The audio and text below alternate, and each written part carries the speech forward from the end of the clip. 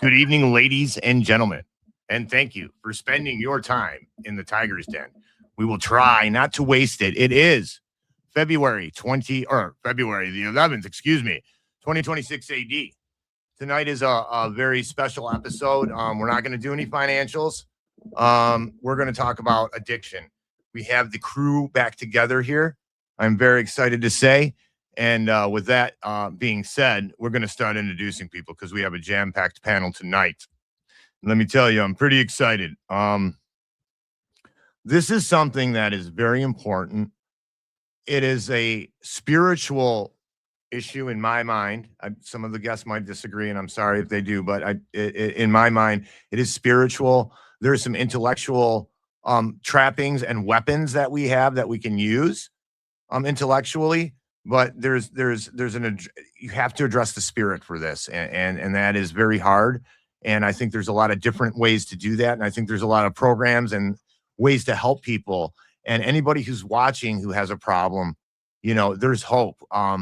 There's love, the most powerful thing in the universe. There are people on this earth who love you. If I'm going to tell you this right now, I might not know you, but there are people in this world that are like me, and every single person on this panel tonight is like me. So there's got to be a lot, right? All over the world, there's got to be a lot. They love you, even though they don't know you.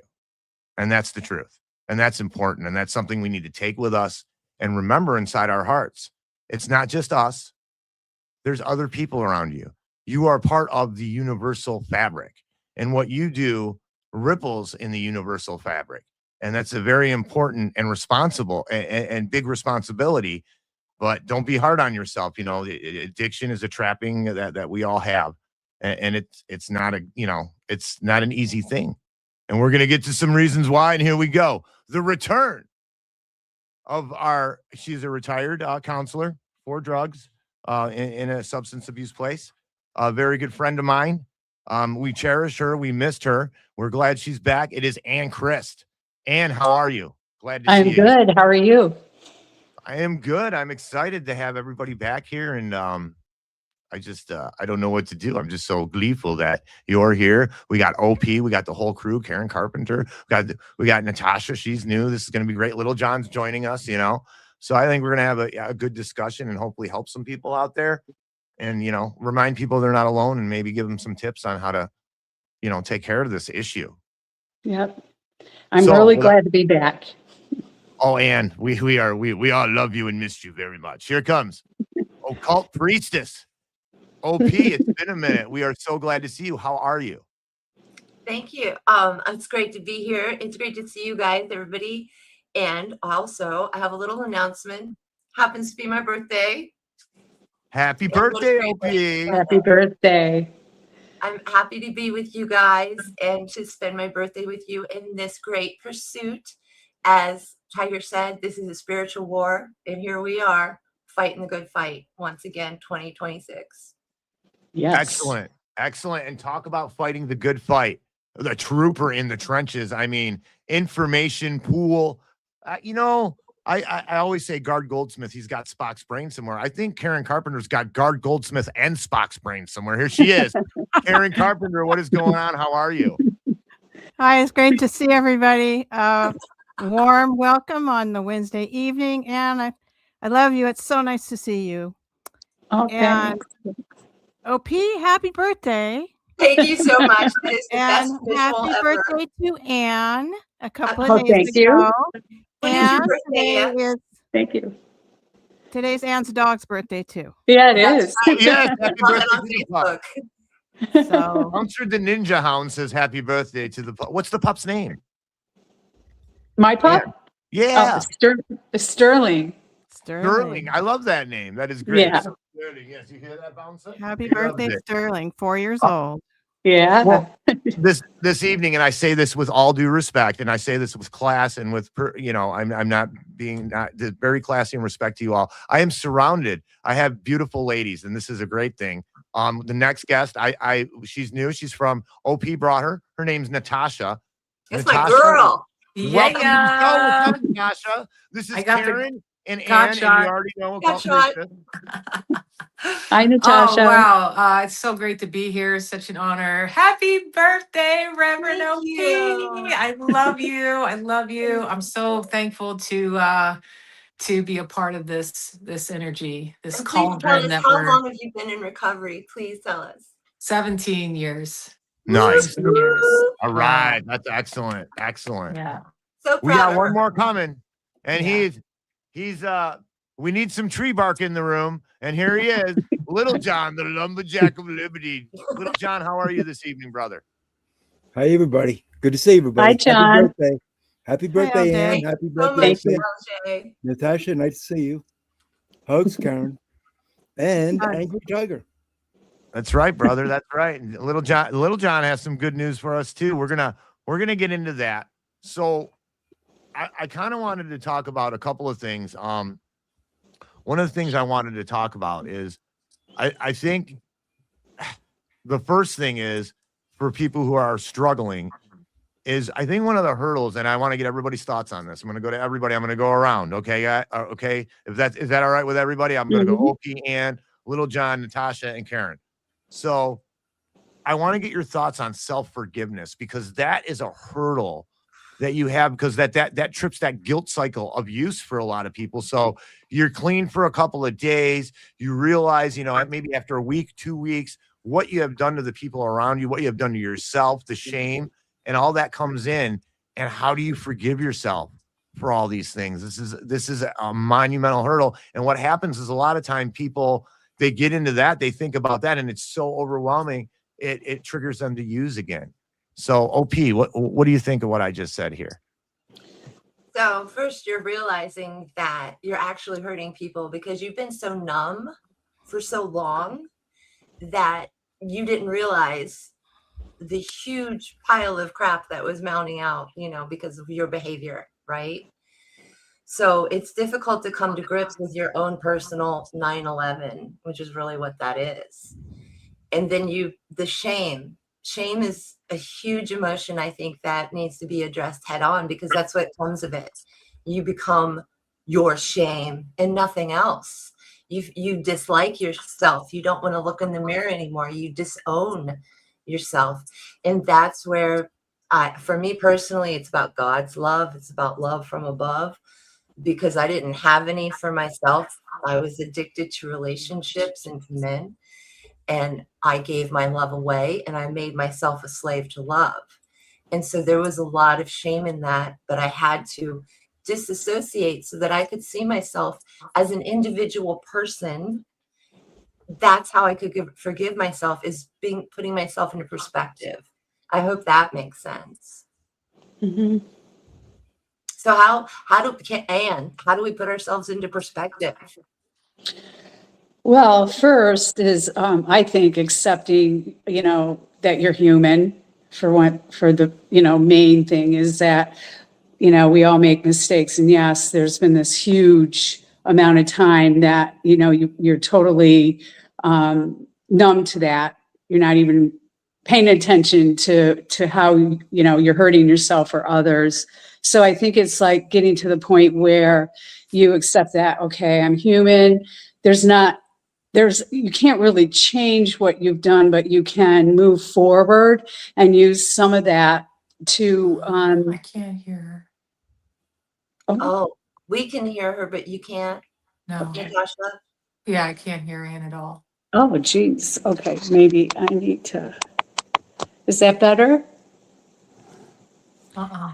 Could you you hear hear other everybody people? else? Can you hear other Natasha? Yeah, people? I heard OP. I heard everything else. I just couldn't hear. I just This Oh, is wow. new. Yeah. That's new. That is new. Uh, We've never seen this glitch before. It's a brand new glitch, Natasha. Thank This you. is a brand new glitch. Jason Buck, the super producer, if you're in the chat, we're having some kind of crazy glitch where one guest can only not hear the other guest. The only one guest. So Natasha can't hear Ann, Jay. So if you're in there and you have any thoughts or you can disseminate something to me in the private chat, let me know, please, brother. I mean, one of the things, can you hear me now? Should I wait?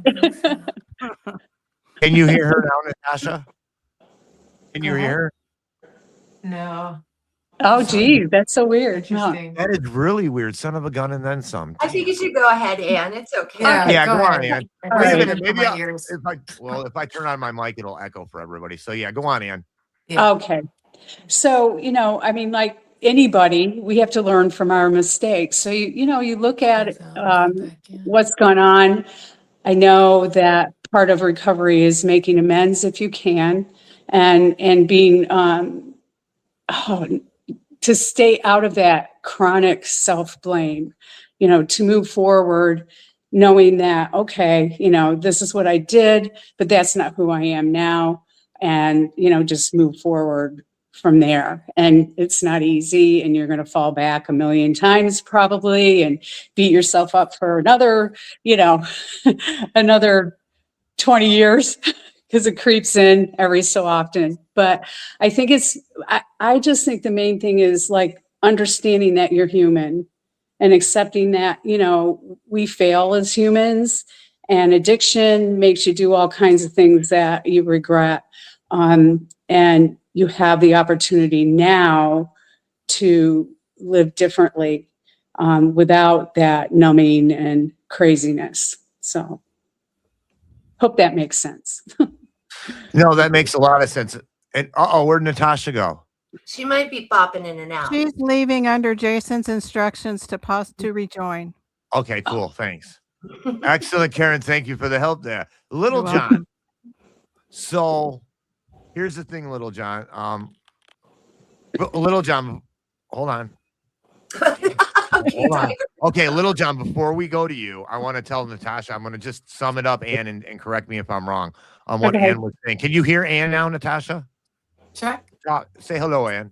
Hello. Yes, got it. Okay. Excellent. Thank you, Yes. Jason Parker, the super Yay. producer. Yeah. Saves the day Thank once you, again. Jason. Knights of the Storm, 2 p.m. Eastern time, and Karen Carpenter is there with her, and so is Ashley from Think, Change, and Repeat. With Jason, not him. I didn't mean to call you her, JB. I'm sorry. All right, so Knights of the Storm. Natasha, basically, Ann just said that you need to remember to forgive yourself, that you're a human being and you're going to make mistakes, and that's part of being a human being, and we're valuable, and that happens to us. Nobody is perfect on this earth. So that was Ann's sum up. Now, Little John, I'm sorry, I'm sorry, dude, but you're the dude, right? So when I added Natasha, she jumped ahead of you and named the squares, right, in the order of squares. So she's going to go next. So Natasha, just to recap, we were just checking out what self-forgiveness. How do you forgive yourself for the things you did that you're ashamed of in your addiction? That's a great question. And I think that the shame and guilt was always the worst thing, other than the actual affliction of putting a substance in my body, because it was the thing that I wanted to drown out. That was why I drank and used, especially in my youth. In my experience, and as it's been relayed to me, this has been an onion peeling, because as my spiritual realm has grown, certain answers have become more clear. And, we are consciousness ultimately. you know, animated in these meat suits or whatever you want to call it. And it's really a recognition of what self are you ashamed of? Okay. There's the little s, self. There's the story of me and my, you know, necessary ignorance to get through certain, you know, periods of growth and change and making sense out of childhood trauma in my life. And certainly if I knew better, I would have done better. And then there's the big S, self, which is, you know, true self, the essence that's that voice that came in that saved me, if you want to call it God essence, or you know, that transcendental realm. That's the one that already has within it the love, the self forgiveness, recognizing that I am inseparate from everyone around me. And so whatever I went through was a part of that story. The people that I hurt, I'm not the first or last person to have ever, you know, as Anne mentioned, to have made a mistake in my judgment based on very limited, minuscule knowledge, especially under the influence at that time. I drank because I was in pain of some sort. I wanted to numb out, as OP said, certain voices, and I wanted to go below that consciousness because I couldn't cope yet with the truth of what I needed to face to overcome it. So getting into recovery and the work that we get to do with, you know, like the 12 steps and inventory work and making amends, it's like we get to forgive other people first for what we've, you know, typically usually have gone through as children at very critical developmental stages that just gets played out, acted out, you know, later in life and adulthood, certainly. And then I get to practice that same energy on myself. I am a one of a whole organism. This is, you know, God's organism. I'm one of many. I'm a worker amongst workers. I am here to forgive so that I would feel that circular energy of forgiveness as well.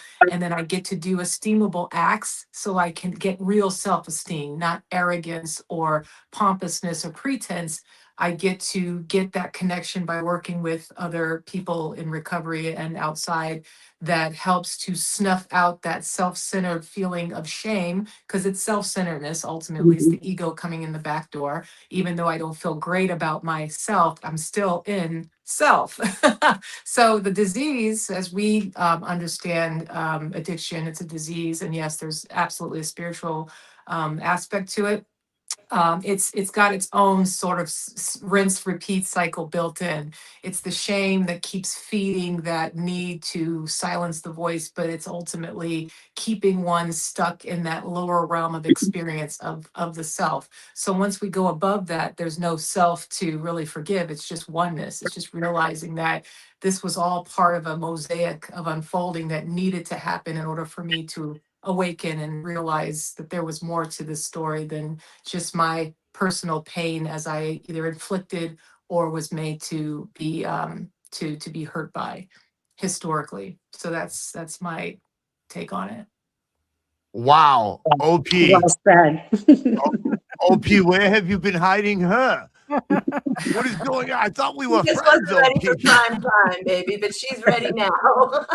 That's yeah. Natasha, I love the way that you put that. What helped me out a lot getting over that, because I was dry, you know, clean and dry, but I wasn't recovered yet. And that was still something that was torturing me. And I delved into some of the Eastern philosophies of where Taoism and Buddhism, and there's this thing called atonement. And you said doing esteemable acts, right? And this ties into the love, right? You might do an esteemable act in an autonomous form, like an automaton, just to do it, try to gain atonement. But when you do that, something special happens.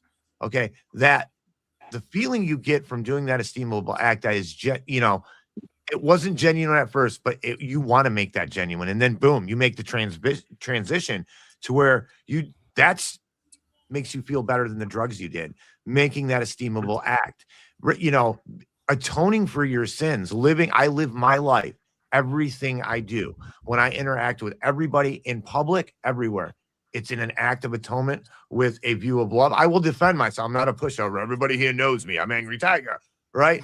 But I approach with love and understanding and empathy and atonement. And if someone is bad, okay, then I can deal with that, ignore them or whatever you have to do. But you're building your self-esteem. You're loving yourself. It's self-care, which, we're going to talk about here in a second. Little John, how do we forgive ourselves for the things we did in our addictions, brother? I'm just hanging out with the ladies there, Tiger.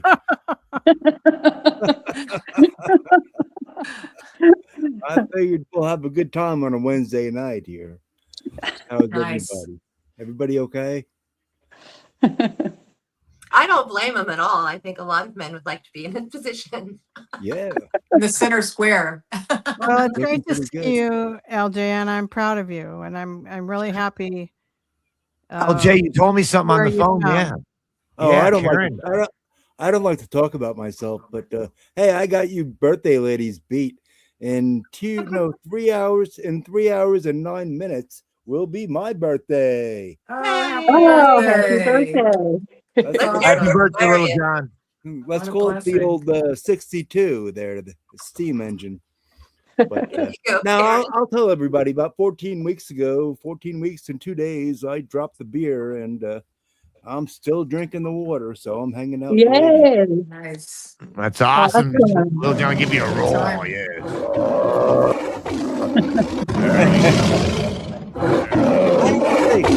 Oh, it's on loop. I'm sorry, guys. I have to say one thing. It's kind of weird. It's like I think I got the drinking beat, but now I have to find out how to do everything all over. I feel like I have to relearn things. Mhm. You do. It's just a Yeah. strange thing. And you it's a will, good a day at Yeah, a you time. will. Yes, So I'm good. Not only will you relearn them, you're going to relearn them better. that's right. Right? Yeah, and you'll remember them. That's right. Amen. And Karen, you, you'll wake Tiger, up for inviting me. guilt-free. oh, dude, you're more than welcome. I'm just so proud of you and everybody here. I mean, we need to hear good stuff, dude. In a world that we're in right now, good stuff is extremely important. And what you told me it was yesterday, I think it was, or the day before, I was on the phone with you, and you told me that you had not picked up a beer in so many weeks, and you counted by weeks, and you told me your system. I was so proud and so happy because we all love you, dude. We pray for you. Thanks. We want you to do well, bro. I don't you're do not just some days. guy we don't know. You're a little John, the lumberjack of Liberty, brother. I don't do days. I do it by the weeks. I don't know how Ann feels about that. I just like every Monday is like another week. It doesn't matter how I feel about it. I mean, if that is what works for you, that's the way you got to do it. It's all good. It's, yeah. Karen Carpenter, how do we forgive ourselves for the things we did during our addiction? And then we're going to say hello to the chat, and then we'll get into some more structured stuff here. I could just let you guys all stream of conscious, but we'll try to structure it a little bit. Okay. Well, everybody had such wonderful answers that there's really not a lot left to say. For me, I had unconditional love for my family, and I had that support, and things got very ugly. For me, it was quit or die when I was 25 years old. It was literally quit or die. And I had figured out several years before. Excuse me? Oh, I thought somebody said something. I had figured out years before that I was an alcoholic. I had tried to stop. I lived in this communal house with 6 other roommates and asked them to try to help me stop. I had gone to a few meetings. I started reading up on things. I knew found out about my family history. So I was already really digging into it long before I could actually stop. So I talked to my parents about it, and they backed me up. We all agreed I needed to go into a rehab. So they paid for me to go into a 30-day rehab.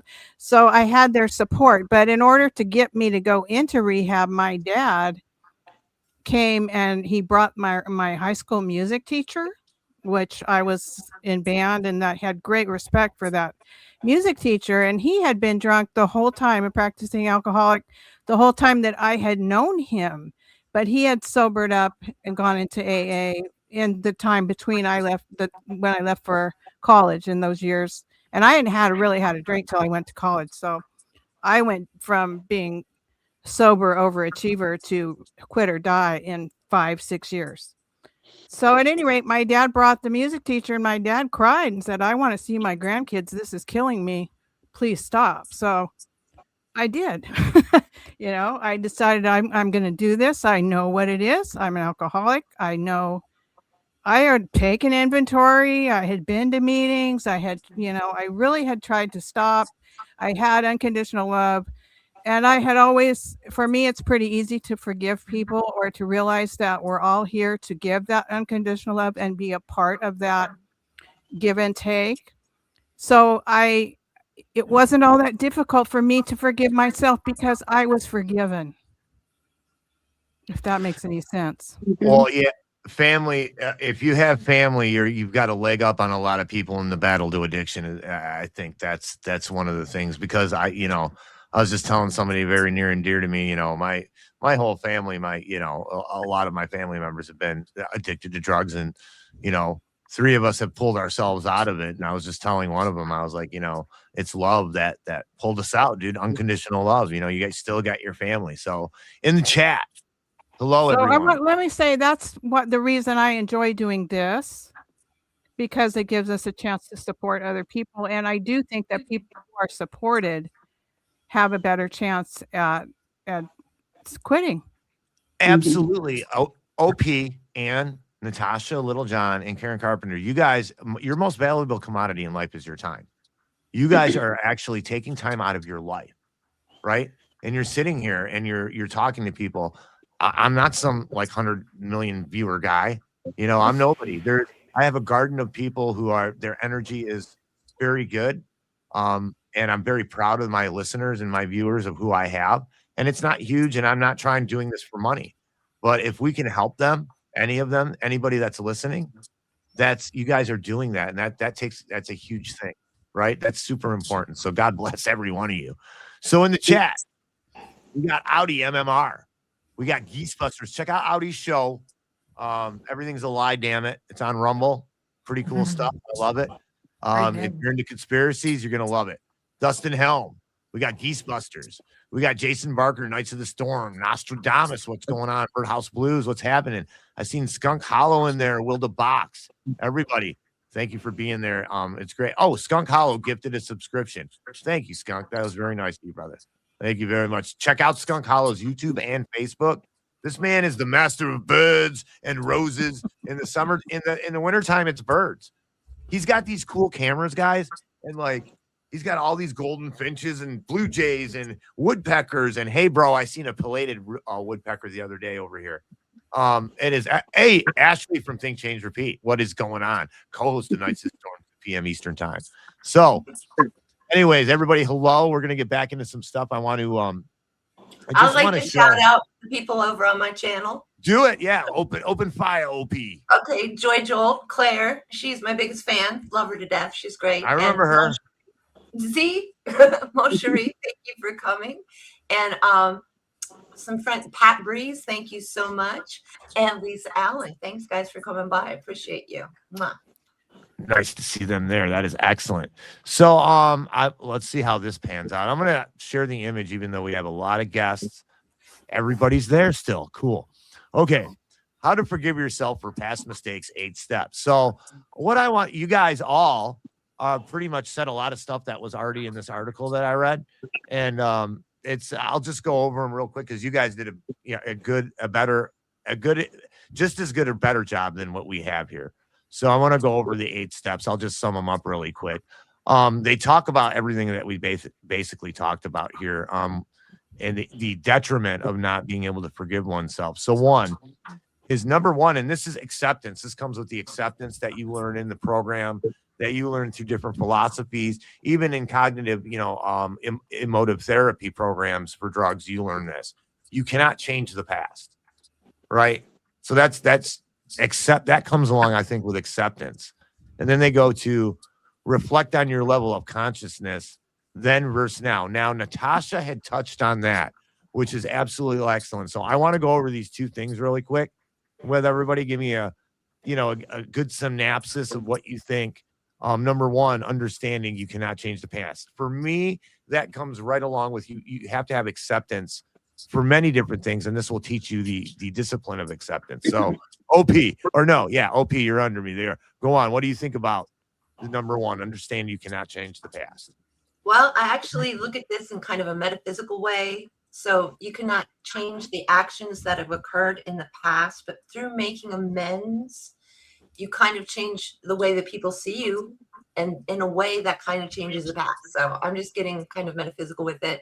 But when you change the way people perceive you, and they can trust you again, and they can love you without fear again, that to me changes the whole game. You know, bringing love- light, bringing things out into the light and facing them can change the whole energy around them.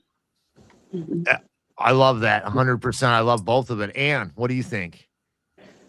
Well, I think acceptance is definitely a process. I know, that's talked about a lot. And I think it is a process that, you accept, let's say things that you cannot change, right?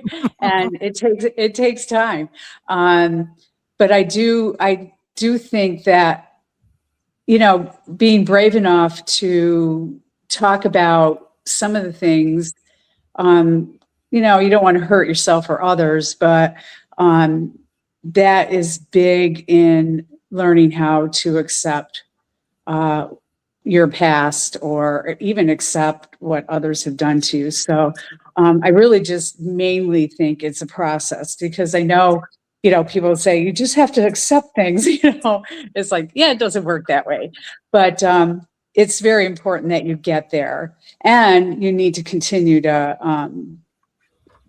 practice those things to continue accepting, because, life continues to go on and throw you loops once in a while. So I'm sorry, I don't know why, but I'm a little nervous tonight. But anyway, hopefully, It's been a while, babe. yeah. You shouldn't be nervous. You're amongst friends, and everybody in the chat loves you. You're good, man. You're good. Yeah, 100%. You I definitely want to butt in here if I can. absolutely. I titled my screen my stream, right?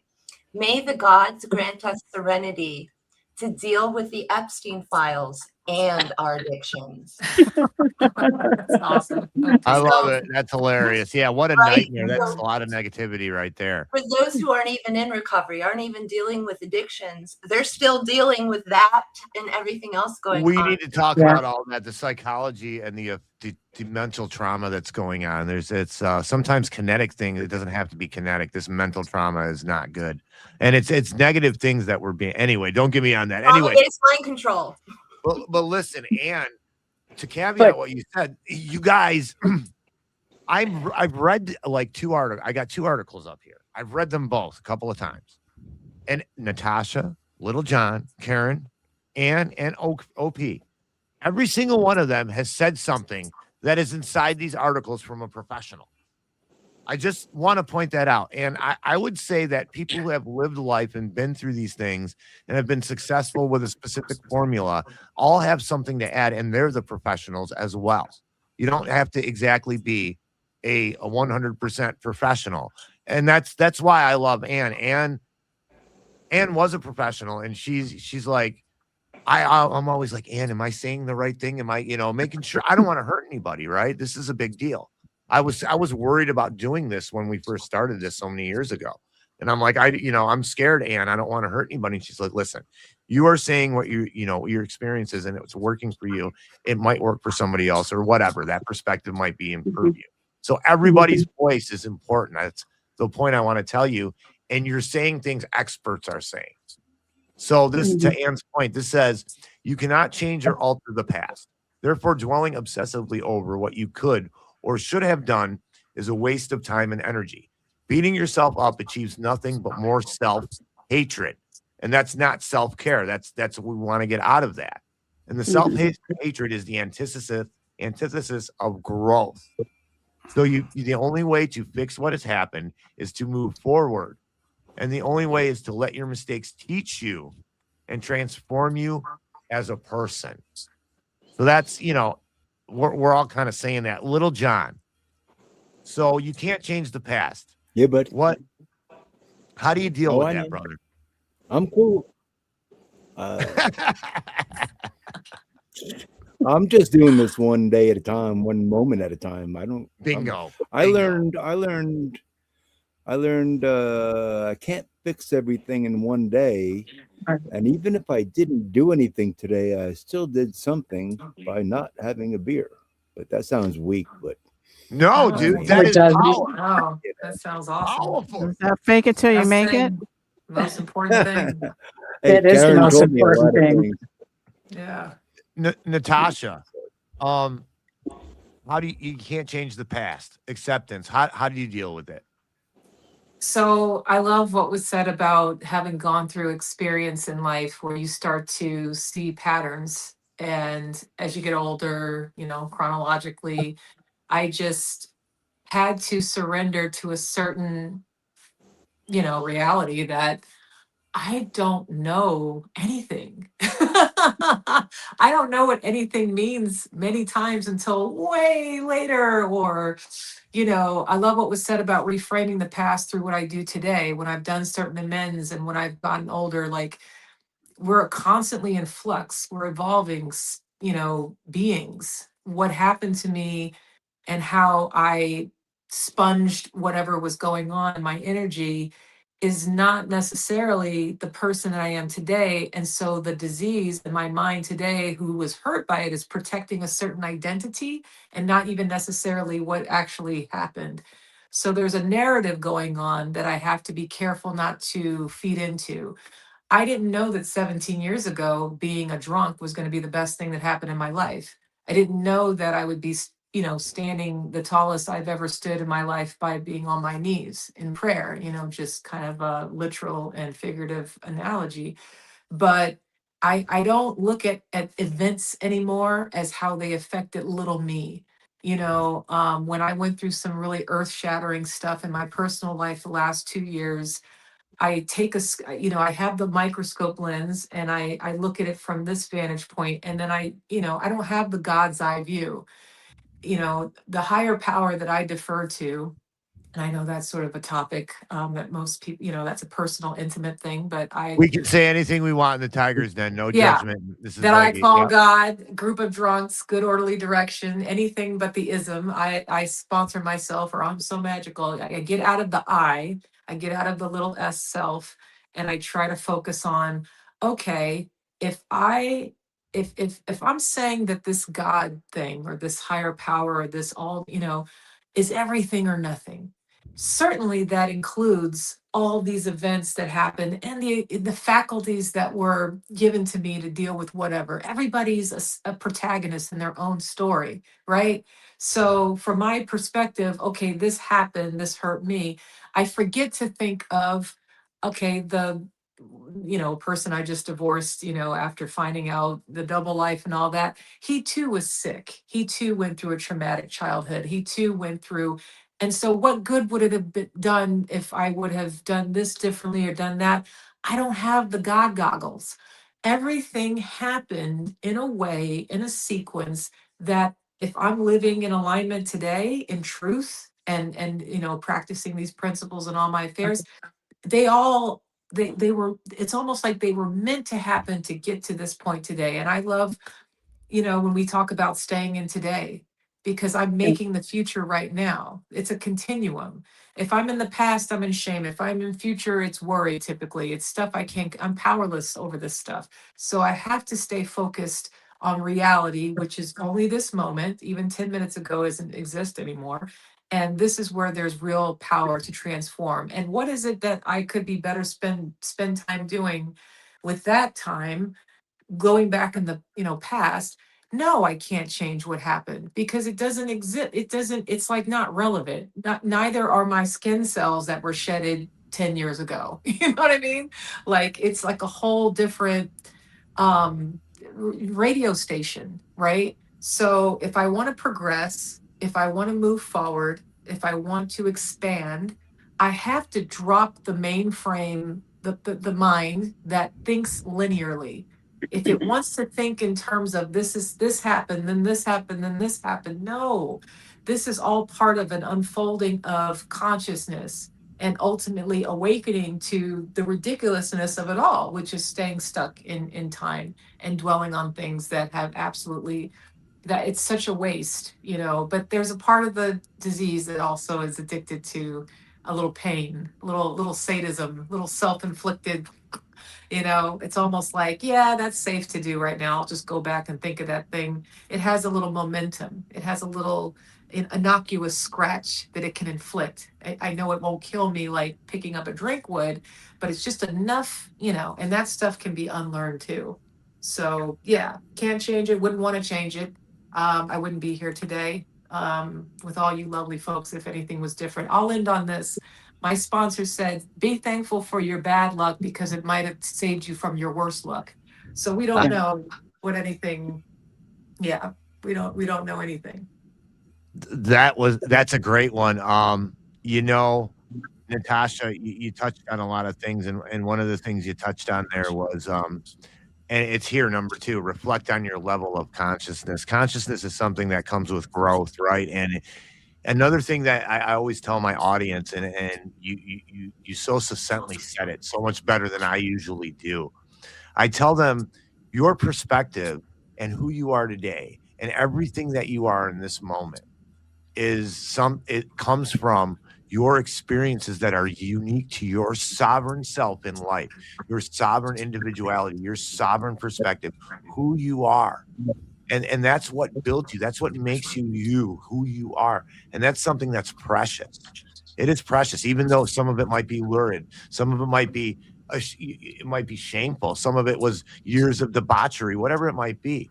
Who you are today, all of that made you who you are.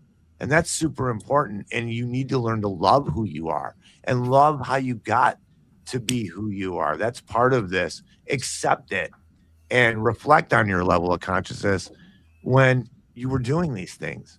You know, I was a knuckle when I was smoking crack, driving down 96 interstate, 80 miles an hour, you know, from one girl's house to another, you know, I had no level of consciousness. I was an ant in the level of consciousness. I had no brain in my head at all.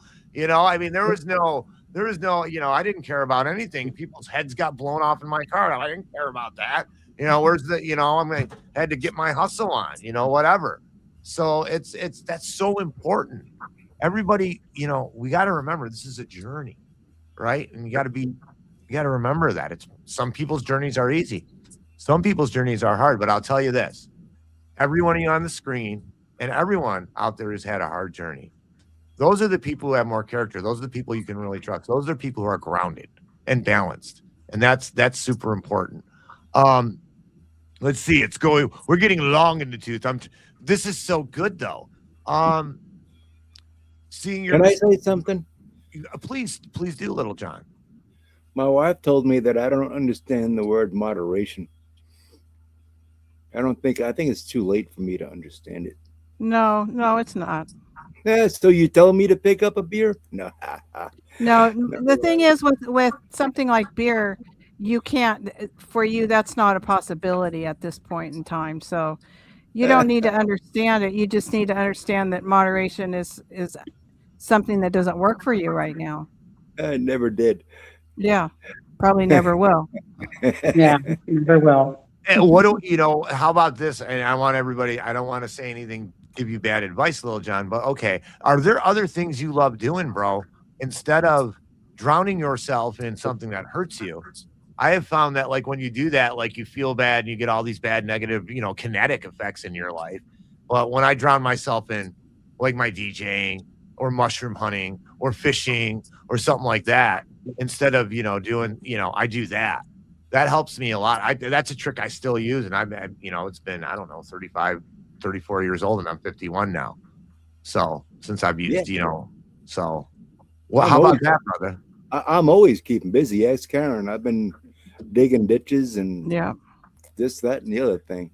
One thing that helped me. Love, though. You got something you love. Well, I had to fix the house. Sorry, Karen, go on. That's okay. Well, when I first quit, I went to 2 AA meetings a day, and always being an overachiever, I buried myself in the 12 steps, and I was a failure because I never passed the steps. I never got the woohoo, Karen passed, whatever step that was, because I was already out of denial when I went into the program.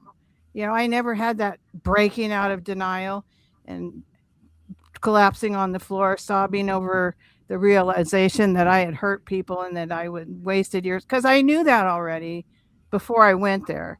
But there were some things that helped me, and I put post-its all around my apartment.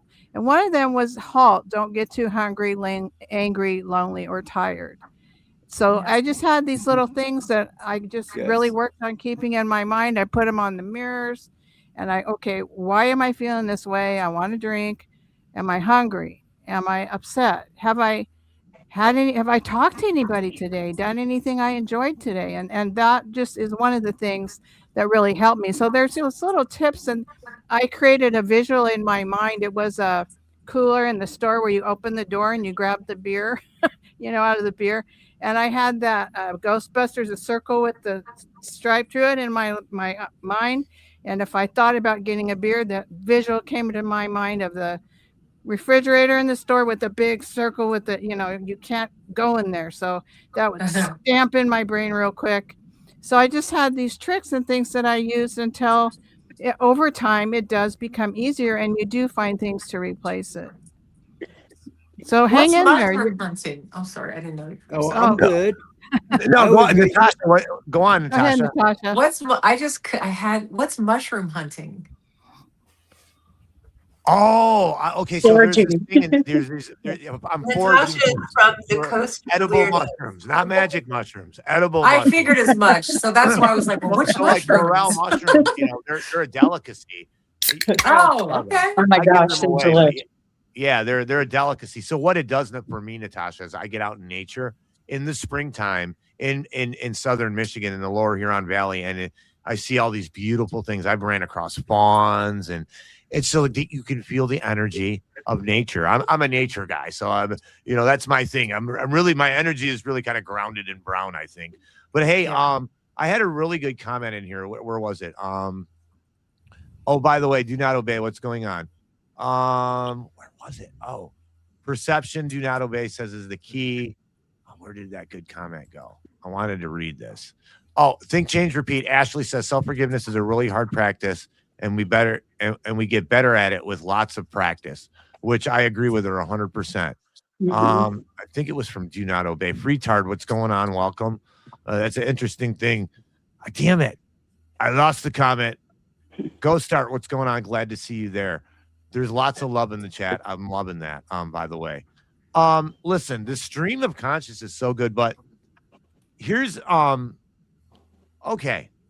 I guess I could say it like this. I am a recovering addict in some forms of speech. I know that I will always have this addiction issue. And no matter what, I have to be very careful with what I do, when it comes to that kind of thinking. And I have my own theories on that. We won't get into that tonight. But I think that like when I watch stuff I've been through a lot in my life. I've been to federal prison. I've been through a very rough life. John, I know you've been through a rough life. I mean, I know ladies on the stage, everybody here has been through a rough life. I've seen a lot of crap. And I'm an emotional guy. I always have been. And after the addiction, I noticed that I'm super in tune with like emotion, almost like to the point that makes me uncomfortable as being a man. So I express my grief like creatively, like when I'm doing my music. There's sometimes I'm doing my music, and not on Saturday nights on Rumble at 8:30 p.m. Eastern time, where we all get to request some music and Angry Tiger does a set list for you. We have fun. But even then, I feel the power of love. Then I'm happy. I'm so happy. But sometimes when I'm doing it, I feel sad. I want to cry. I'll see things on TV. I feel sad. I want to cry. These are an expression of my grief. Sometimes I see something beautiful, and I'm instead of guarded, like you don't have to be a man either. Women feel this too when they're addicts. They feel guarded from being emotional, from being soft, from having that side of softness to them and saying, look at that cute little puppy. It's so cute. I want to cry. I love my dog so much. Sometimes I want, you know what I'm saying? I mean, I guess I'm being a wimp to the guys out there. I don't care. I'm strong. I know what I've been through. I don't got shit to prove to anybody.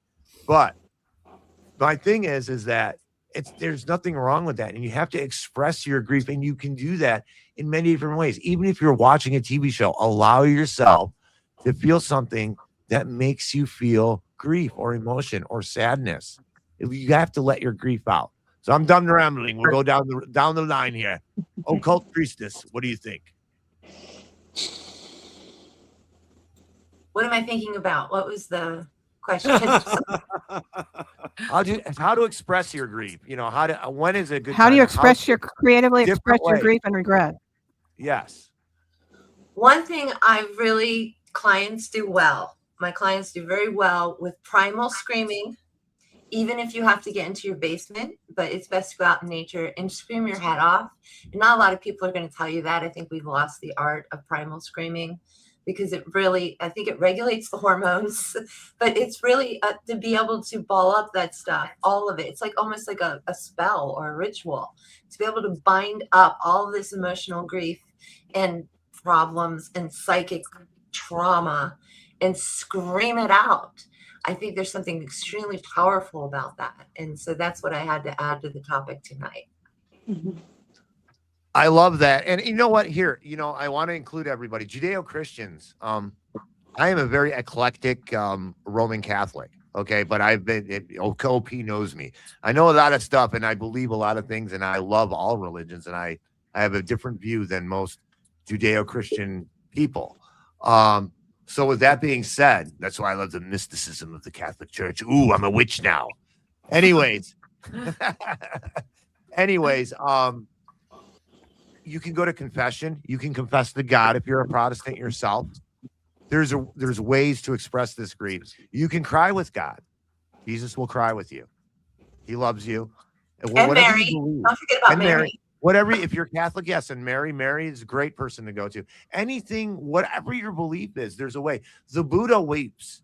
The Buddha weeps for those who are suffering. The Buddha went on his journey. It doesn't matter what you go on, OP. Help me out with this. I'm trying to tell them it doesn't matter. So, right, we have deities of gods, all the compassion. It's in our religion there. So there is a lot about teachings of compassion, which is also self-compassion, which is also self-love. But it's such a gentle, sweet teaching. And some people need to be hit over the head, and that's what Tiger's for. Thank you very much, OP. And so ways to express grief when it's proper, stuff like that. Just the whole way you got to release it. Or am I wrong? No, you have to release it. I'll just share something.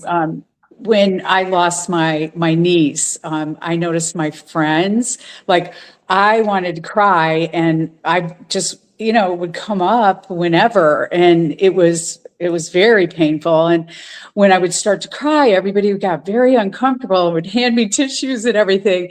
And I would finally just say, listen, I want my tears to go all over me. I just need to get it out. Now, for me, that's what worked. That's what got me through. As time went on, that happened less. And, I think everybody has a different way of grieving. I mean, I did other things, and I'm only using this because this is what came to my mind.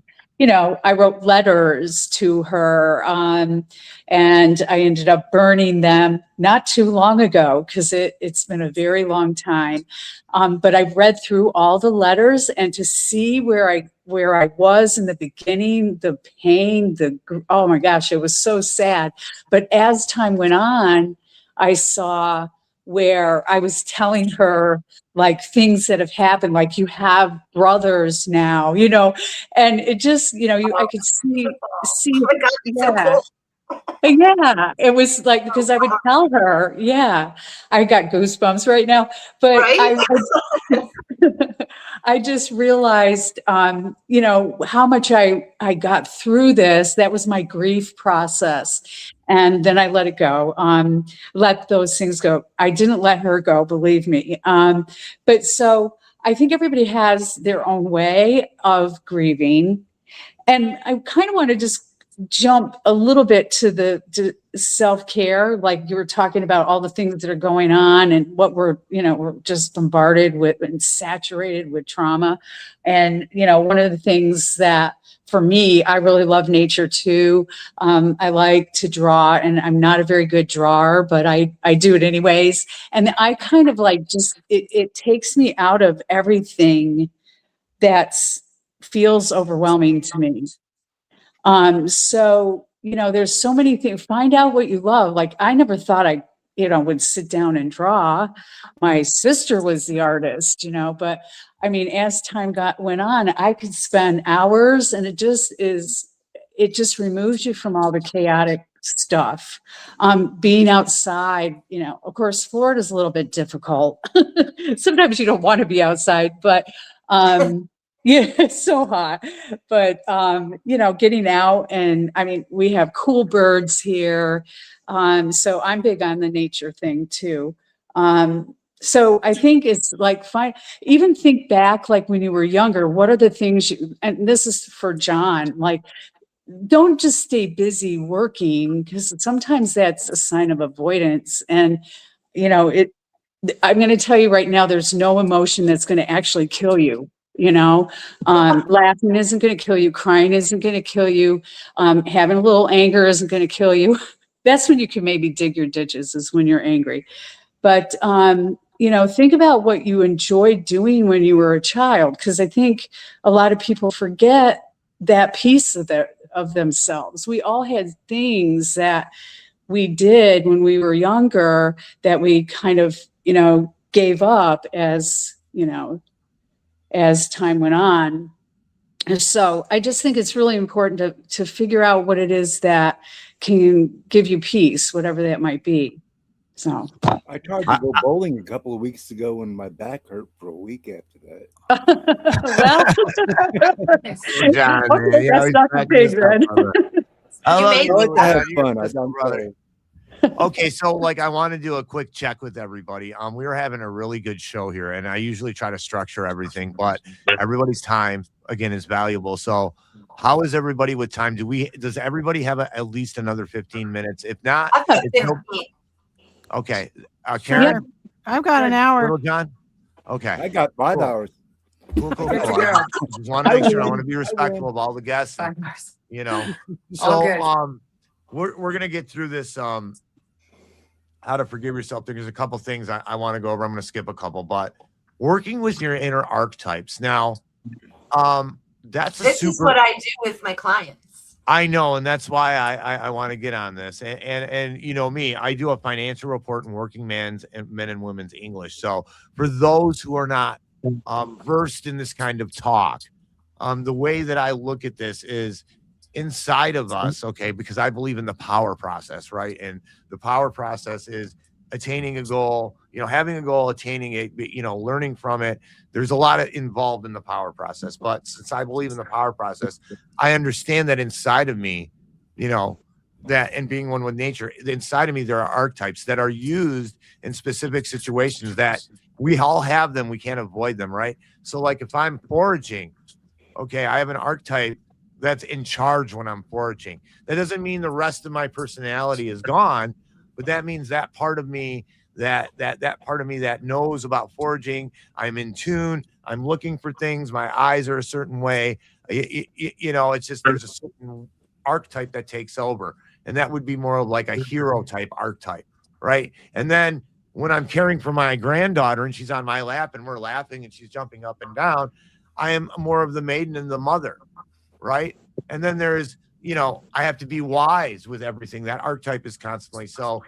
But when we're in addiction, archetypes will take over, right? And then you have no control of it. So how do you manage your inner archetypes? OP. And if I say anything wrong, guys, correct me. That's why I have Occult Priestess and Karen Carpenter, Little John, and Natasha here, because I'm not an expert on this stuff, So OP, let it rip, and then we'll go to Ann and we'll go down the road. Okay, so Ann and I have actually brought up the hero's journey here before on this show. The hero's journey where you go from darkness to light, and that's the journey we're basically all on, educating our souls on this planet to grow through a soul type evolution. right? So archetypes come from Dr. Carl Jung, Carljung. And before him, we would call these spirits, actually. But in science, in psychology, we call them archetypes. But you can be taken over by the spirit of the loving mother, even if you're a man. And so I believe that all of these flavors are inside of all of us because we all come from God and they're all inside of God. And so it's like you can channel what you need the moment you need it. And also you become friends with your own inner archetypes that have developed through your life and your experiences. Your own personal mythos is what I call it. And so my name, Corinne, literally means maiden.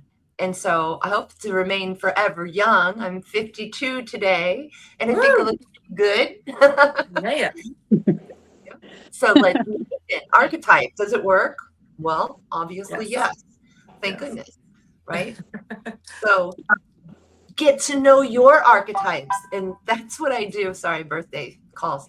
Get to know your archetypes. And this is what I do for clients. Get to know your spirits and make sure that they're good and that you're running the show. The show is not running you. That was so important that you said that it can take over when you're addicted, because addiction works on 5 senses. So does the ego, and so do spirits, these types of spirits, right? So when you're in the woods and you're feeling all the dirt and the goo and the yum and the sun and the wind, that brings that archetype or spirit into you, or it brings it up out of you, depending on your perspective. And there you go. I don't have a way to sum it up, but there it is. OP, I love that. And that archetype, everyone's archetypes are unique and sovereign to them through their own experiences through life because of their perspectives. So you have to, and so you know these things. You do have an intimacy with these things. So it's not an impossible task to understand that concept. And I don't have much to add to that. I think OP said it all, really. And I think it's just, being present, taking time to get in touch with all that. And, oftentimes people stay too busy. It's That's a time big to thing in America, I guess everywhere, but in America especially, and we were talking about this today on X. Sorry, I have to totally jump in. Why aren't people more mad about the Epstein files? Oh, I have a job. Oh, I have children. Oh, I have a family I have to take care of. It's like excuses, right? So, but when you're in deep recovery, you don't need to hear that from me, because excuses, when you're in deep recovery, you kind of need to hang on that like a lifeboat. But I'm talking about people who are not in recovery, getting serious and saying, quitting the excuses, stopping the excuses. Mm-hmm. Oh yeah, it's an interruption of the power process. That's a big thing that interrupts your archetypes, right? Because then a lot of people, they don't know any, they don't even, you don't have to recognize this on a technical level, calling them, these somaticals of archetype and this, that, the other. It's something that you'll naturally recognize, So Karen, what do you? Yeah, Karen, archetypes like that part of you that takes over when you need to. And there's all these different parts of you, like when if you're in a fight or flight situation and you got to take out the claws and gouge out the eyes, and do that kind of thing.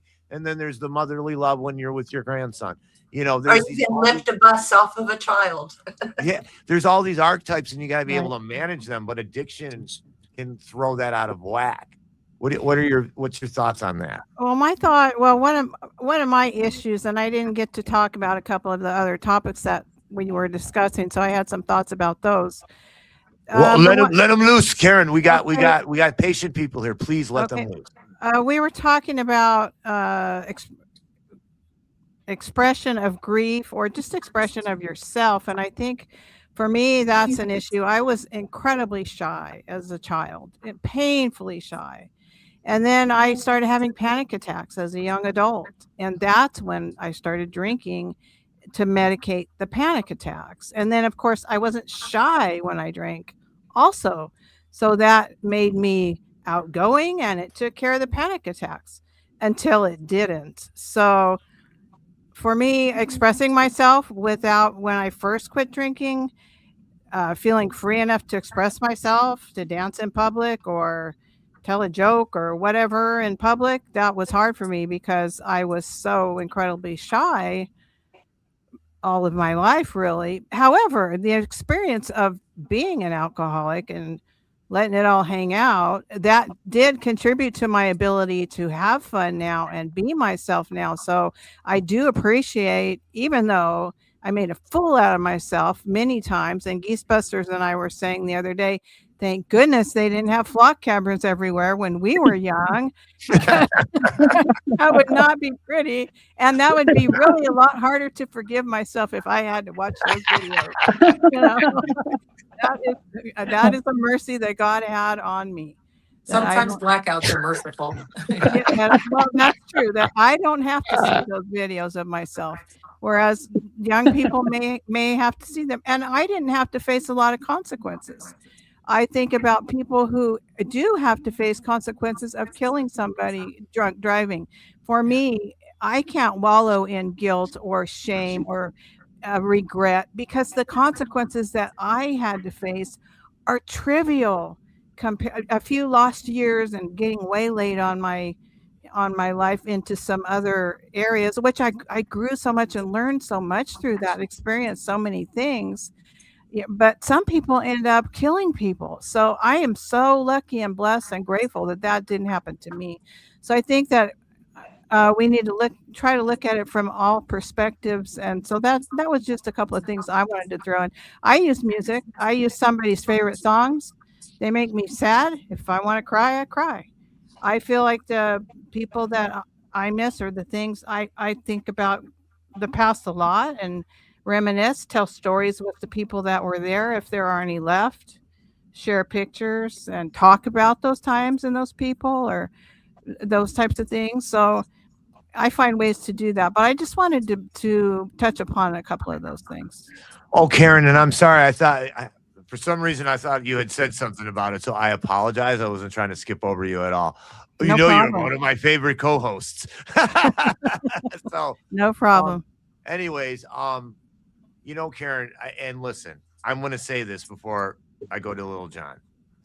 Women, in my opinion, when I hear all of these people complain about that they are any discrimination, any kind of anything, right? Different groups of people complain about things, from whites to blacks to everybody. They complain. I have to say this, being a student of history, children and women especially, because children are kind of like, I hate to use this term, but they're part of this fallout. But women are like, thank you, OP. Women are honed in on.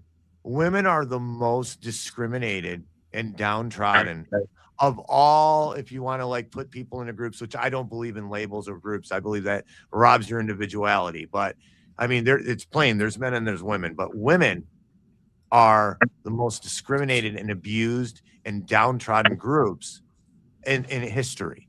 There's no changing that. Take away the ethnicity, it's women. But the one thing that men have a problem with, and maybe in this country, I have not traveled abroad enough to be able to speak wisely on this, but men in this country, emotional response, crying or being sad, it's a very hard thing for us to do. And I'm not whining, girls. Okay, I'm not whining. But it's that's one of the things that's very hard for us to do. I don't know what to compare it to in your gals' world, like maybe, oh, you're a little overweight or whatever it might be with the look thing, with the objectifying the women thing, that's all it is. Women are beautiful flowers inside. It's not the outside, it's the inside, guys. That's the big secret about women. But men, Little John, talk about this, being able to express your grief, you know, when you can express your grief. I mean, I hide. If there's nobody around and I'm watching a Western, I'm watching like The Rifleman, and the music goes and he hugs his kid, and you know, I feel it because I was a single dad. I want to cry. I literally want to cry, you know, and if there's nobody around, I'll let some tears go down. That's a good thing. That's a good thing. But Little Yeah. John, what do you think of that, man? Yeah, I know we're both tough lumberjacks. I'm an angry tiger, you're a lumberjack. What do you think of that, brother? Then we're gonna go to Well, thanks, Natasha. Paul. You're okay. Sorry, we Paul. flipped Well, around again, but go on. no, gee whiz. I guess the first couple of days or first couple of weeks, I found myself maybe my hormones were raging or something, but I got teary-eyed a few times for no reason. I'm like, what the hell is going on? But I'm over that now. I'm not much for talking about stuff like this, you know. I'm really not. I'm not sure if I should be here, but it's kind of like at a meeting. I feel like I'm at a meeting. I don't go to meetings. I just do this by myself with my family. Karen helps, and I got some other people. I'm not much into talking to people. If I need to, I will. And yeah, I'm just doing it. So Okay. John, do you read at all? no, Because there's things. I have dyslexia. I'm sorry. No, What do you want No, me to read though?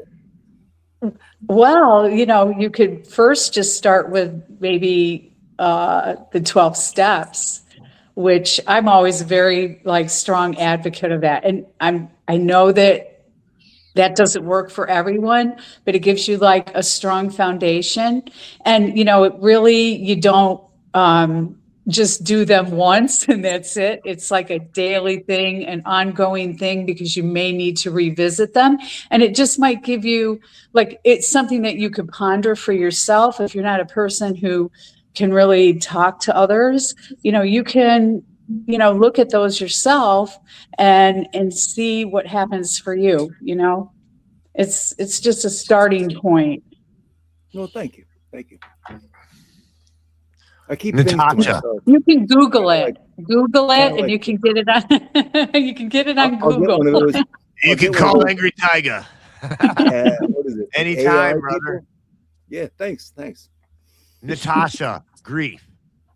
We Grief. said a lot. There's a lot that anything on the subject or anything anybody said. There's a lot going on. This is great, guys and girls. Yeah, everybody. I feel like I'm in a meeting too. I'm just soaking it all in. And I am one of those that feels like if it was said in this moment, at this time, in this exact juncture, it was what I needed to hear, because nothing in God's world happens by mistake. So I've been through grief. I've been through different aspects of experiencing it. Certainly when I was out there, right before I, got sober, my mother had passed away, and it was a very long, grueling process. It was a very loud silence, when she transitioned. And I had a very different view and experience of death and the finality and just the physical, dissonance. There was this sort of huge presence, and then all of a sudden there's this massive void. Didn't have any tools to process, and that was actually the kind of catapulted me into getting into enough pain where I was just, that was hell. Respectfully, some people say, religion's for people who are afraid of going to hell, and spirituality's for people who've been there. So I've been through that hell of having no hope in the moment of overcoming that grief. I drank to excess. I drank to self-ameliorate. I drank to, it was a lot.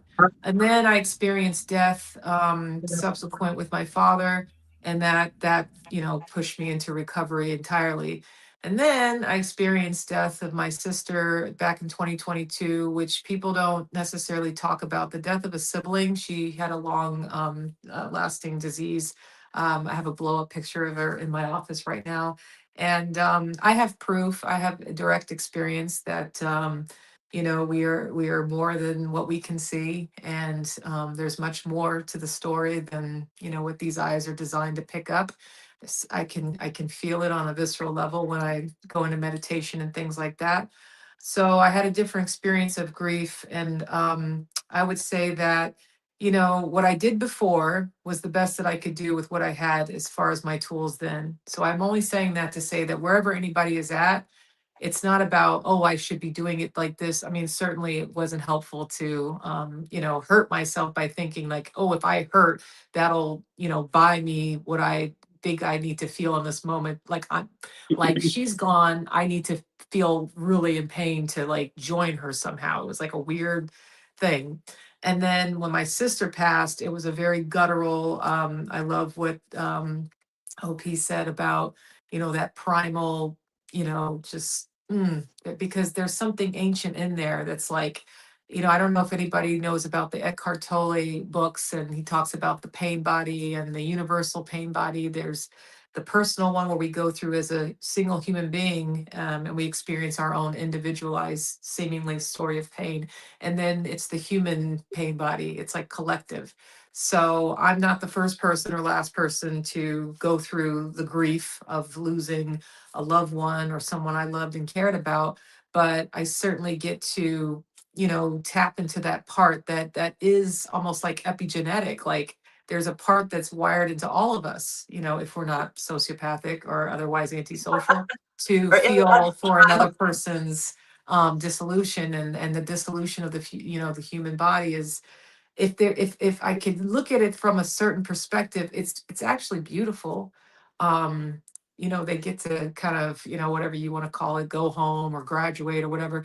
I've heard people talk about, it's painful for us, the ones still in this realm, but they want us to, if you can, I don't want to get too out there about it in this podcast, but I just have a different view of it. And I love what was said, Karen, about, listening to different songs and, bringing in their presence, because beyond the veil, nothing goes away. It just changes form, and time is not relevant, is always this eternal now that they get to come in and out of our experience in. And it's just honoring whatever feelings come up. The worst thing that I could do is say I shouldn't feel this way, or I should. No, I give it space to be. I go into it completely. I remember, I go into the love feeling. I think of the beauty. I think, why does this hurt so bad? Because there was so much love. There is so much love. It's not past tense. Exactly. There Exactly. is so much love. There's something that connects me to this person eternally. And if I can tap into that, it lifts everything up. And I'll just end on, grief it's that thing where we're all sort of inevitable to experience at some point. And like, when I lost my pet snail, don't ask me, when I was, 8 years old, to, losing my sister, like I said, in 2022. Loss is inevitable, change is inevitable in this lifetime. And yet it's the one thing that pushes, at least me and a lot of people that I talk to, into that isolation feeling. I'm the only, it's like the REM song, Everybody Hurts, that line, it says, when the night is yours alone, like I know that feeling where it's just, I don't even have, I don't even feel the God presence. I'm just here alone, feeling this ache, this hurt. And so the gift of pain is pushing me into the tools that, I now know better what to do in a healthy way, as opposed to try to run away from them. It's an honor to grieve someone that I love and care about, and has touched me deeply. My mother, my father, pictures of them all over the place. I do too. Yeah, it's like, it's an honor. I to think go they're through with that. me. I concentrate on talking to them, feeling them, communicating with them. I do that regularly. Yeah, ladies, I can still get recipes. Oh, Yeah. wow. yeah. I'll get My little God. shots. Yeah, it's amazing. Yeah, I don't It feel was- that they go anywhere. I just Right. can't see them. I can feel them. Yes. I yeah. talk to them all the time. Yeah, it's an amazing transformation to get to Yeah. grow through.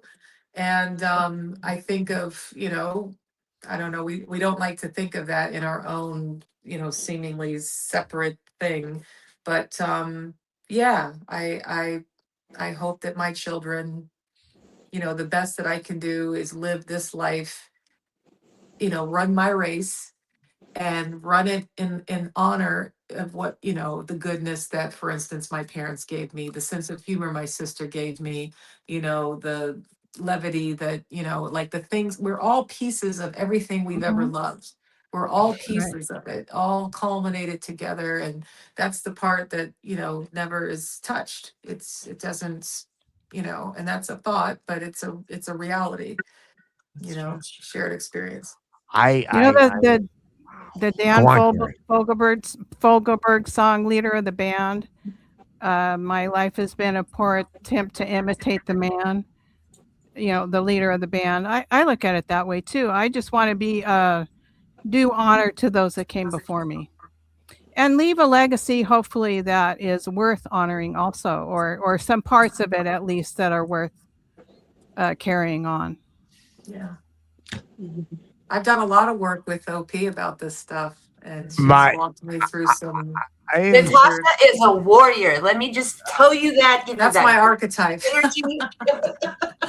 This woman is so impressive. So yay. I'm so glad she came. I am absolutely floored with Natasha. Absolutely excellent. Karen, I work with Karen a lot. Karen is the den mother of the Tigers Den. That's what we call her around here. What Can do you you get a growl for Karen? what do you think of Natasha, Karen? Oh, And she's awesome. We talk like that. We're very open people. Wow. Yeah. You guys, Little John, you too, all of you. And I Yeah, agree no, with everybody's been Natasha. amazing. I've You been guys are through all of those thought processes many years ago. Natasha's a lot more fresh with these processes, but I've been through all of that. I completely relate. Do you guys feel this? What Oh, I'm yeah. feeling? You and Yes. the guys in the chat, do you guys feel what I'm feeling? Ashley from Think Change Repeat said grief is where is it? I'm sorry. But can you guys feel what's going on here? I mean, this is an amazing thing. I don't We're doing care if two something. We're people doing watch. something real. It's I don't real. care if 2 people watch Okay, this. I've actually been requested by phone to read this on the stream. So No, do it. No. Oh, this is no. Christy Bray, she's been putting out a lot of good stuff. Read it. okay. When I cry the hardest when thinking about my loved ones who passed away, I know they are right there with me. Yes. Tears represent their presence, to me anyway. Sagittarius, the moon is in her sign tonight, Christy Bray. I'm a Sagittarius too, Christy Bray. Yeah, I'm you know Aquarius. Christy. You have met I'm her. 100%. Oh, hey, Aquarius. Christy, what's going on? How are you? Yeah, Aquariuses are cool. Nice. Don't Ashley forget. said grief touches grief. That's extremely important thing to remember. Oh, Yes. Okay. We have been going. Listen, I'm not trying to put anybody on the spot. We do these once a month. And any of you all know. I mean, Natasha, you're new here. I'm like nobody. I'm really like you might be helping 1,000 people. 1,000 people might be listening to us, all together. I am nobody. I do what I do because the people that I have listening to me, they've been with me for a while. I talk about a lot of different things, love. I'm very open to a lot of different ways of thinking, and I don't judge people. And I think that's why I have my listeners. And I hope I make some of them think. But so you're new. I'm just explaining to you how this isn't like we don't do this for money. Not one person on this panel does this for money. We do this because we love people. And once a month we do this. I want to see Natasha. Will you come back if we have another addiction episode? Sure. Yeah, I'd be honored. It's also good karma, right, guys? We're all getting good Yeah, karma. each Good one brownie teach points. one. We don't need the Right. whole world. We're creating it right now. Each one teach one. Exactly. Yeah. I want to tell everybody here, before we go to final thoughts, the power that I felt, the love, the energy, the things Natasha was saying, Karen was saying, Ann was saying, OP and Little John were saying, they're powerful. We just did something very significant. And this is probably one of the best episodes of the Tigers Den I have ever had. And I want to thank Ann. Thanks for spurring this back up and getting this rolling because we needed you. It was like a call without one of the wheels of the tires. I'm just. I'm trying to so get my- sorry for being gone so long. I know I was gone a while, but you know what? That was self-care. So I needed to do it. And we're gonna But get I'm into glad that to be next back. time. We're gonna get into that next time. We're approaching 10 o'clock. So Yeah. hey, Frank, what's going Yeah. on? Frank's new. I haven't seen him in there before. Cecilia, what's happening? Nostradamus, email me whenever you have time. angrytigersden@gmail.com. So OP, you guys, you've been great. I don't want to take too much more of your time, and I'm starting to fade. I'm tired. I got to work in the morning. OP, final thoughts. We're gonna get Ann. I know we plan on getting into self-care, but we're gonna get into that, right? That's fine. That's Okay, fine. We can do everybody's that cool? on another, yeah. Just making sure Another everybody's time is cool. fine. All right, Yeah. excellent. OP, final thoughts.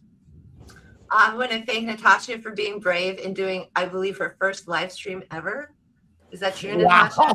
Yeah. Wow. You're lying to me. If I didn't know any better, I'd say you're lying to me. I have a lion. I'm in the lion's den. See, I That's got the right. lions. Nice. No, Oh. lions and tigers can be friends.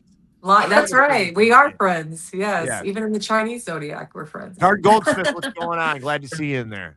Hey, Guard, Oh, I'm real quick. deferring any of my time to Natasha. And so thank you, everybody. I've been recovering from an illness. I will be back more often. Mwah. Love you.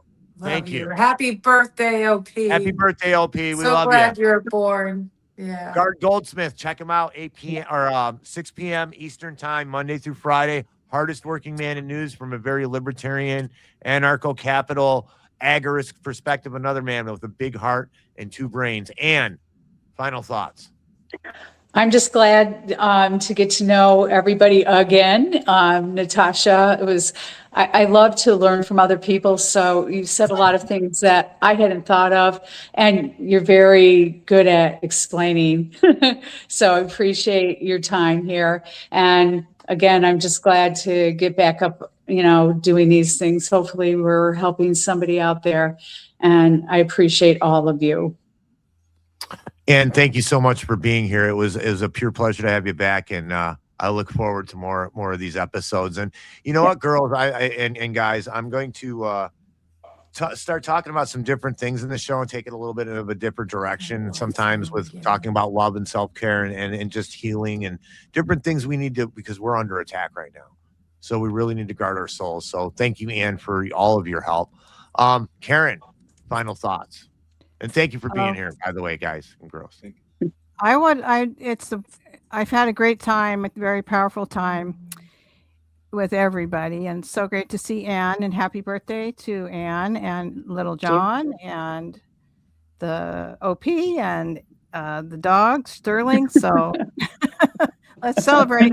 We're all warriors here. I feel I'm a warrior. I'm proud of myself. I'm proud of the battles that I fought and come through, and I feel that all of us here are, and that we need to appreciate that about ourselves and about one another.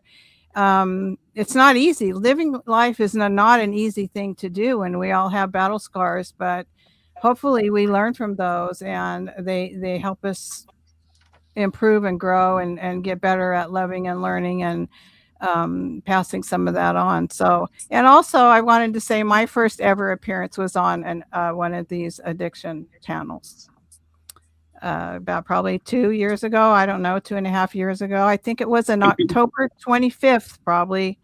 My guess would be 2024. So we used to do these about once a month, and I loved it. And it's not easy for me to say a lot of the things I say, but I just kind of throw caution to the wind and do it anyway. And I think that I'm the better for it, and I hear good things about it. So I think it's important to have the courage to be vulnerable. So I thank all of you for having the courage to be vulnerable. And I'm so proud of you, little John. Yeah. Way to go. Love you, Karen. Hey, everybody, don't be afraid to laugh at yourself and have fun. Just keep strong. That's all. Thanks. I love it, Little John. Hey, dude, we're proud of you, dude. Thank you for coming in, dude. You stay strong. You got friends. We love you. I know you got a lot going on for you. So, man, I'm super proud of you. And it's good work, brother, man. If you need me, call me, Natasha. Me too. I'm here 24 hours a day, LJ. What's up, Little John? One shout out. Well, my wife of over 38 years, so Wow. that helps. Beautiful. Cheers. Yeah. I shouldn't say cheers. What do you say if you don't drink Cheers to anymore? that. So You can say cheers. You can say cheers. I say salute. Mazel. I'm Italian. I gotta say salute. If I don't say salute, I'm not Italian. Anyway, Natasha, Cheers. final thought. Yeah. Final thoughts. Well, first of all, this has been an incredible panel. Ironically, I do usually have a meeting on Zoom at this time on Wednesday nights. It's a women's big book study. It meets there in Phoenix. So it's anyway, this was a wonderful sort of supplement to what I would normally do. And you guys have been amazing. I've learned so much, and I feel that love vibration very deeply. And it's an inspiration to me. You know, we all work on, like we say, the individual, like micro versus the macro. And when I hear people, you know, getting sober, or even, you know, whatever their soul journey, the hero's journey, the evolution of the soul, and these different, this is like evidence of that goodness that pervades everything. The stock market could be crashing, yet there's still grass growing through the cracks of the concrete. You know, there could be all this stuff going on. I know Pete mentioned the Epstein shenanigans, but yet we're here. We're all here running our race one day at a time. And the more I'm, you know, expanding, the bigger my part is in that, you know, story. So if anybody asks me to be of service in any way, shape, or form ever, I usually just automatic, you know, almost like robotically say yes, yes, because that's my pension I pay for the indescribable, you know, gift of life that I was able to get through, you know, overcoming addiction and that hell, and meeting all these incredible souls on a similar journey, trudging the road of happy destiny, or just okay destiny on certain days. And just really blessed and thankful to be here. Really appreciate this space to be. Love you all. Oh, you are a blessing, Natasha. Thank you for being here so much. That was great. I love that. Whoever's got the applaud thing, that's really cool. I don't know if you guys can hear that or not. Must be Jason. And like Natasha said, you know, no matter what's going on, whatever they're throwing at us, whatever's going on, the grass is growing. There's that spot inside of you. That's who you are. There's nature. There's the birds are going to migrate. Things are going to happen. They're not controlling that. You have power. You have the power of will. You have the power of love. You have the power of yourself. You have the power around you can harness of others and of these things. We are all part of this fabric of love. And if you can find it and realize it and tap into it, you will have a warm feeling no matter how lonely you might think you might be. It's there. It's there for you to tap into.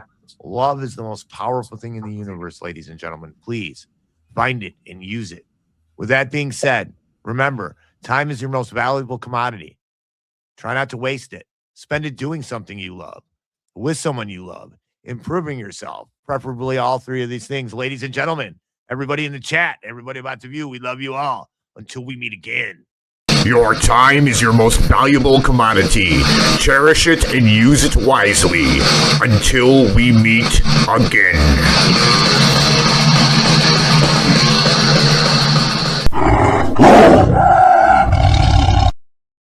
Your time is your most valuable